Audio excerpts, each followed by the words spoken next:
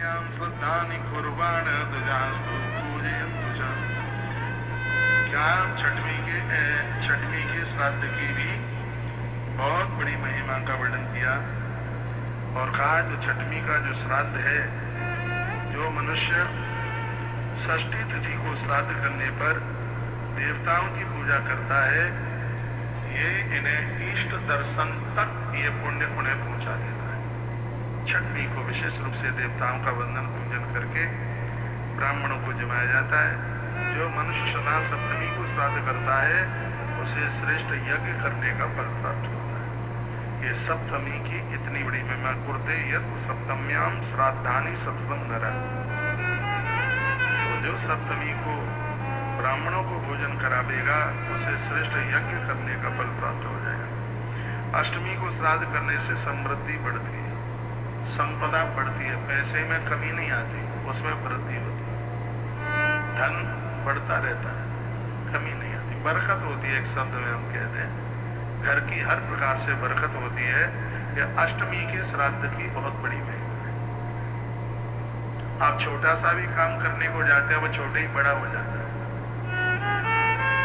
यह अष्टमी की महिमा। बहुत लोगों को अष्टमी सिद्ध हो जाती है। मुझे लगता है कि अष्टमी मुझे भी सिद्ध हो गई है भगवान की कृपा से। अपना उसमें कुछ भी नहीं है। छोटा काम करने के लिए जाते हैं और वो बड़ा हो जाता है। बरकत इतनी होती है 200 के लिए बनाओ तो 400 जीत जाते हैं आश्रम में।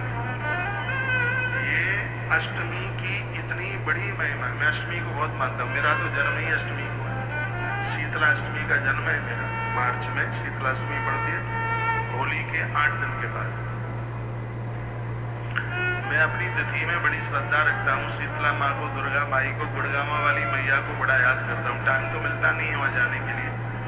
जब भी मैं गुड़गामा की तरफ गया हूँ तब शीतला मैया का मैंने दर्शन किया, क्योंकि शीतला माता की कृपा से मेरी माँ ने मुझे जन्म दिया। मेरी माँ ने कहा था बेटा तेरे जन्म पर मुझे कोई कष्ट नहीं हुआ। मैंने कहा माँ तो इसका मतलब है मैं बड़ा पुण्यवान हूँ? नहीं तो बच्चे को जन्म देते समय मैं अपनी कोई बड़ाई नहीं कर रहा हूँ, मैं अपनी माँ के बोल रहा हूँ। नहीं तो बच्चे को जन्म देते समय भारी कष्ट होता है, बहुत दिक्कत, बहुत परेशानी होती है। लाखों बिच्छू डंक मारे, इतनी वेदना, इतनी दिक्कत, इतनी परेशानी होती है। हम भाग्यशाली हैं यदि हमसे किसी को कष्ट नहीं है, चाहे माता पिता हो, चाहे समाज हो, चाहे आप भक्त लोग हो, चाहे और भी कोई हो। हमारा भाग्य तो इसी में ही है कि हमसे किसी को कष्ट नहीं होना चाहिए, किसी भी प्रकार का तकलीफ नहीं होनी चाहिए किसी भी प्रकार की। तो जो अष्टमी है वो बड़ी विशेष है। बहुत लोग तो माताएं बेटियां तो अष्टमी का व्रत करती हैं, पुरुष लोग भी अष्टमी करते हैं। दुर्गा की अष्टमी, सोमवार को अष्टमी पड़ जाए वो अष्टमी बहुत करने के लायक है। बुधवार को अष्टमी पड़ जाए बहुत विशेष है। रविवार को सप्तमी पड़ जाए उसकी बड़ी महिमा है। तो सोमवार को अष्टमी और बुधवार को अष्टमी, ये दोनों ही अपने आप में बड़ी विशेष है। जो वर्णन किया गया, अद्भुत बातें कही गई। कहा जो अष्टमी का जो व्रत करते हैं उन्हें हर प्रकार की बरकत होती है। श्राद्ध करते हैं अष्टमी को, उन्हें हर प्रकार की समृद्धि प्राप्त होती है। नवमी तिथि को श्राद्ध करने पर प्रभुत्व ऐश्वर्य इच्छानुसार चलने वाली, देखो कितनी सुंदर बात कही है।